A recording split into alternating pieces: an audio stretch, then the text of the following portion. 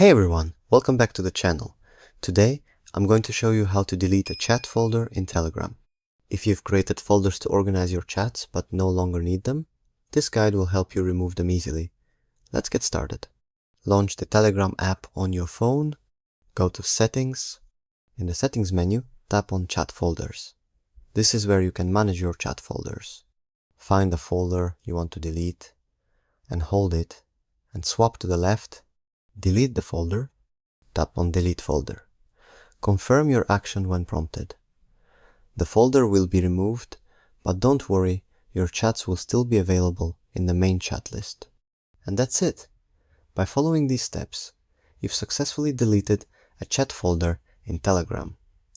Now your chat list is cleaner and more organized. If this video helped you out, don't forget to give it a thumbs up and subscribe for more tech tips and tutorials. Got any other Telegram tips you'd like to learn? Let me know in the comments below. Thanks for watching, and I'll see you in the next video.